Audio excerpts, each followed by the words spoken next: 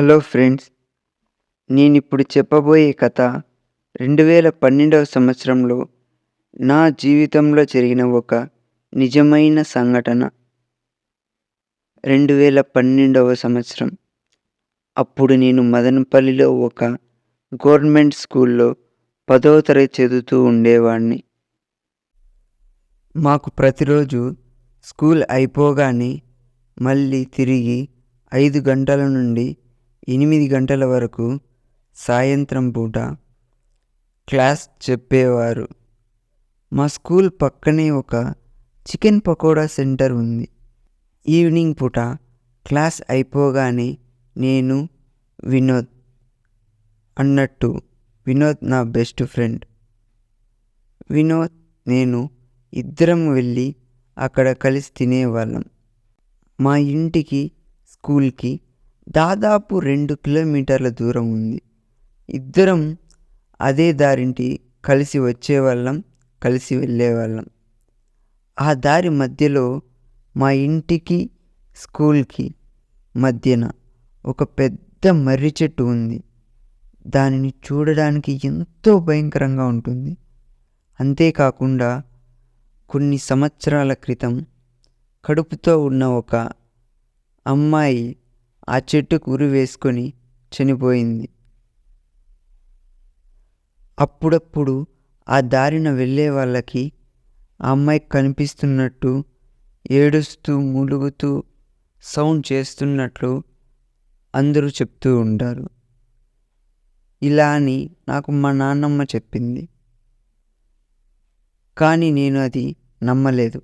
ఎందుకంటే మేము చిన్నప్పటి నుంచి అదే దారింటి వెళ్తున్నాం, వస్తున్నాం. కానీ నాకు, వినోద్కి ఒకరోజు కూడా అది కనపడలేదు. మా నాన్నమ్మ అబద్ధం చెప్తుందని నాకు అర్థమైంది. నాన్నమ్మ ఎందుకు అబద్ధం చెప్పిందంటే, స్కూల్ అయిపోయిన తర్వాత ఇంటికి తొందరగా రాకుండా అలా బయట తిరుగుతూ ఉంటామని, తొందరగా ఇంటికి వచ్చేయాలని నాన్నమ్మ అలా చెప్తుందని నాకు అర్థమైంది. ఒకవేళ ఈ విషయం ఆ దారింటి వచ్చేటప్పుడు వినోద్కి చెప్దామంటే, ఈ కాలంలో దెయ్యాలేంది, వాళ్ళ మాటలు నువ్వు నమ్మడమేంది అంటూ నన్ను వెక్కిరిస్తాడు. ఆ బాధ నేను తట్టుకోలేను. అంతేకాకుండా వాడు నన్ను చూసి నవ్వుతాడు. అందుకే నేను వానికి ఆ విషయం చెప్పదలుచుకోలేదు. ఇలాని కొన్ని రోజులు జరిగింది. ఒకరోజు క్లాస్లో కూర్చొని ఉండగా ఒక్కసారిగా కొంతమంది పార్టీ వాళ్ళు వచ్చి స్కూల్ బంద్ అని క్లోజ్ చేపించేశారు. నేను, వినోద్ ఇంకా మిగిలిన ఫ్రెండ్స్ అందరం ఆ రోజు ఎలా గడపాలని ప్లానింగ్ వేస్తూ ఉన్నాం. ఫుల్గా క్రికెట్ ఆడాలని, గ్రౌండ్ మొత్తం పరిగెత్తాలని, ఇంకా ఎన్నో ఆటలు ఆడుకోవాలని ఒకరి మీద ఒకరు ప్లానింగ్లు వేస్తూ ఉన్నాం. అప్పుడే ఎక్కడి నుంచి వచ్చాడు మా ప్రిన్సిపల్ సార్. ఒక్కసారిగా వచ్చి 10వ తరగతి వాళ్ళకు మాత్రం సాయంత్రం వరకు క్లాస్ ఉంది, మీరు ఇంటికి వెళ్ళొద్దు అని చెప్పి వెళ్ళిపోయాడు. ఒక్కసారిగా అందరం నీరసించిపోయాం ఆ మాట వినగానే. అప్పటిదాకా ఒకరి మీద ఒకరం వేసుకున్న ప్లాన్స్ మొత్తం గందరగోళం అయిపోయింది. అప్పుడు వచ్చింది మా ప్రిన్సిపల్ గారి మీద కోపం. భరించలేనంతగా. ఎంత కోపడినా ఇంకా చేసేది ఏమీ లేదు. ఖచ్చితంగా సాయంత్రం వరకు ఈ క్లాస్లోనే గడపాలని మాకు అర్థమైపోయింది. ఎలాగో అలాగా మధ్యాహ్నం వరకు క్లాస్లో ఉండిపోయాం. తర్వాత మా వల్ల కావడం లేదు. నేను, వినోద్ ఇద్దరం బయటకు వచ్చేసాం. మేము వేసుకున్న ప్లానింగ్ ప్రకారం క్రికెట్ ఆడుకున్నాం. అంతేకాదండోయ్, క్రికెట్లో బెట్టు వేసి ఒక 50 రూపాయలు సంపాదించాం. సాయంత్రం చికెన్ పకోడా తినాలి కదా, దానికి సరిపోతుందని ఇద్దరం ఎదురు చూస్తూ ఉన్నాం సాయంత్రం కోసం. సాయంత్రం కానే వచ్చింది.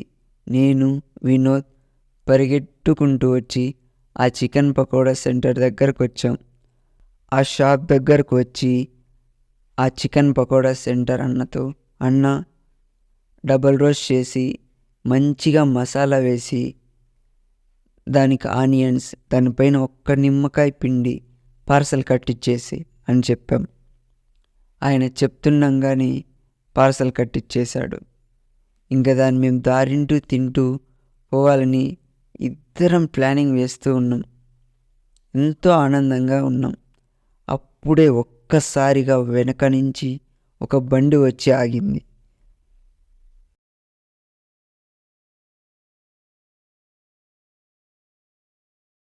ఒక్కసారిగా తిరిగి చూస్తే అది వినోద్ వాళ్ళ నాన్న.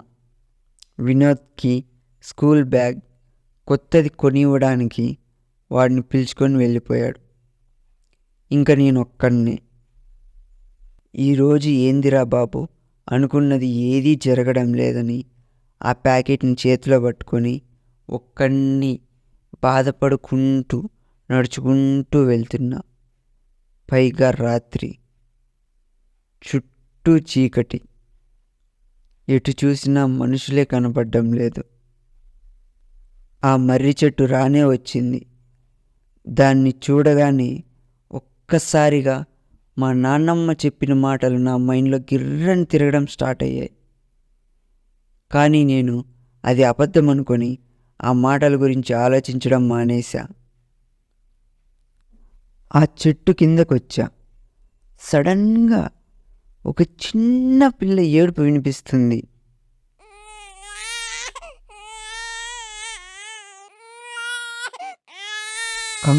కంగారుగా చుట్టూ చూసా. ఎవ్వరూ లేరు. ఆ శబ్దం వస్తూనే ఉంది. సరే ఏదో పక్షిలే అనుకొని మళ్ళీ ముందుకు ఒక అడుగేశా. అంతే, చిన్నగా గజ్జల శబ్దం వస్తుంది. భయంతో వెనక్కి తిరిగి చూసా. రోడ్డు మొత్తం ఖాళీగా ఉంది. కానీ ఆ శబ్దం ఆగడం లేదు. నాకు ఒక్కసారిగా భయం వేయడం మొదలైంది. అంతేకాకుండా ఏదో తెలియని ఒక వాసన కొంచెంగా వస్తుంది. ఆ గజ్జల శబ్దం ఇంకా ఎక్కువగా అయిపోతుంది. నాకు భయం వేసి ముందుకు వెనక్కి ఇక్కడ అక్కడ తిరిగి చూసా. కానీ ఎవ్వరూ కనపడడం లేదు. కానీ నా వెనకాల కొంత దూరంలో ఒక స్ట్రీట్ లైట్ వెలుగుతుంది. దాని కింద ఒక తెలియని ఒక రూపం మనిషిలా నడుస్తూ వస్తుంది. అది చూడగానే నాకు కొంచెం ధైర్యం వచ్చింది. ఎవరో వస్తున్నారు, వాళ్ళతో కలిసి వెళ్ళిపోవచ్చులే అనుకొని అక్కడే ఆగి, బాబాయ్, అంకుల్, ఎవరన్నా ఉన్నారా అని అరుస్తున్నా. కానీ అది ఎవ్వరూ మాట్లాడడం లేదు. చిన్నగా మెల్లమెల్లగా నా దగ్గరికి నడుచుకుంటూ వస్తుంది ఆ ఆకారం. ఆ ఆకారం నా దగ్గరికి వచ్చే కొద్దీ నా చేతిలో ఉన్న చికెన్ పకోడా వాసన కంటే ఆ భరించలేని కుళ్ళిపోయిన వాసన ఎక్కువైపోతుంది. కరెక్ట్గా ఆ స్ట్రీట్ లైట్ కిందకు వచ్చాలకు నేను ఒక భయంకరమైన రూపాన్ని చూసా. అంతే, ఆ రూపం చూడగానే నా గుండె కొట్టుకోవడం ఆగిపోయింది. పరిగెత్తడం మొదలయ్యింది. ఆ రూపం ఎలా ఉందంటే, కుళ్ళిపోయిన ముఖంతో, చిరిగిపోయిన బట్టలతో, పొడవాటి జుట్టుతో, సగం కాలిపోయింది. పైగా దాన్ని బాగా గమనిస్తే అది కడుపుతో ఉన్నట్టుంది. నేను ఆ రూపాన్ని చూసి పరిగెత్తడం మొదలెట్టా. కానీ సరిగ్గా ఆ చెట్టు కిందకు వచ్చేలకు ఒక్కసారిగా గట్టిగా గాలి వీచింది. అంతే, నడవలేకపోతున్నా. ఒక్కసారిగా పైనుంచి తలకిందులుగా నా ముఖం మీదకి ఒక భయంకరమైన రూపం. అది నేను ఆ లైట్ కింద ఏదైతే చూశానో ఆ రూపం ఒక్కసారిగా తలకిందులుగా వేలాడుతుంది. అది చూసి నా గుండె ఆగినంత పని అయింది. అది గట్టిగా ఏడుస్తూ అరుస్తూ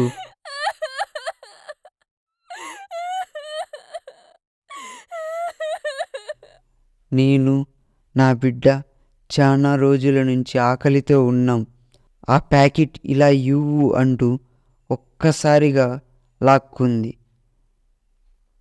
అది చేతిలో ఉన్న ప్యాకెట్ లాక్కొని ఒక్కసారిగా గాల్లోకి ఎగిరి నన్నే చూస్తూ తింటూ ఉంది. దాని అరుపుల కంటే నా గుండె చప్పుడు నాకే ఎక్కువ వినిపిస్తుంది.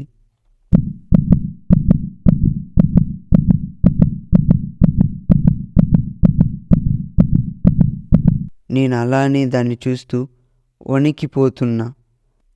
అక్కడ నుండి పరిగెడదామని ఎంత ట్రై చేసినా నా వల్ల కావడం లేదు. అసలు అడుగు తీసి అడుగు ముందుకు వెనక్కి అసలు ఎటువైపు వేయలేకపోతున్నా. ఒక బొమ్మలాగా నిలబడి ఉండిపోయే దాన్ని చూస్తూ. అది నా వైపు అలానే చూస్తూ పొడవాటి గోలను నా వైపు చూపిస్తూ తింటూ ఉంది. గట్టిగా ఒక్కసారిగా బలమంతా తెచ్చుకొని ముందుకు ఒక అడుగు వేశా. అది కొంచెం దిగి నా వైపు వచ్చింది.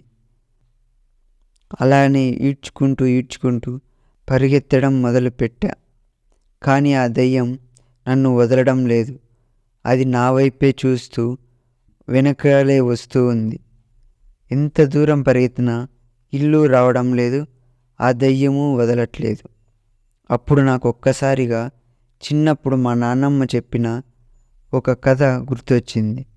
మన వెంట ఏదైనా ఒక దుష్టశక్తి పడుతుందంటే మన శరీరం మీద ఉన్న ఏదో ఒక బట్ట తీసి అక్కడ పారేసి వెనక్కి చూడకుండా వచ్చేయాలని చెప్పింది. తొందరగా నేను నా శరీరం మీదున్న నా చొక్కా తీసి అక్కడ పారేసి కొంచెం ముందరికి పరిగెత్తా. అలానే ఒకసారి వెనక్కి తిరిగి చూసా అంతే. నేను కింద పారేసిన షర్టు ఆ దయ్యం గాల్లోకి ఎగరేస్తూ దాన్ని ముక్కలుగా కొరికి చీల్చేస్తుంది. అదే స్థానంలో నేను ఉంటే దేవుడా బతికిపోయా అని తొందరగా ఇంటికి వెళ్ళిపోయా. నా అవతారం చూడగానే మా అమ్మ, నాన్నమ్మ ముగ్గురికి అర్థమయ్యింది వీడు ఏదో చూసి భయపడ్డాడు అని. ఆ తర్వాత జరిగింది మొత్తం వాళ్ళకి చెప్పా. ఇంకా ముగ్గురు నాకు ఒకటే క్లాస్ పీకుతున్నారు. తర్వాత అమ్మ ఆ దేవుని దగ్గర ఉన్న కుంకుమ తెచ్చి నాకు బొట్టు పెట్టి ధైర్యం చెప్పింది. అయితే ఏమి, ఆల్రెడీ ప్యాంట్ ఎప్పుడో తడిసిపోయింది. 2 రోజుల వరకు జ్వరం అస్సలు తగ్గనే లేదు. అప్పుడు అర్థమైంది, పెద్దవాళ్ళు ఏదైనా చెప్తే మనం దాన్ని వినాలే కానీ చులకనగా మాత్రం అర్థం చేసుకోకూడదు. Thank you friends. ఇంకో స్టోరీతో మీ ముందుంటాను.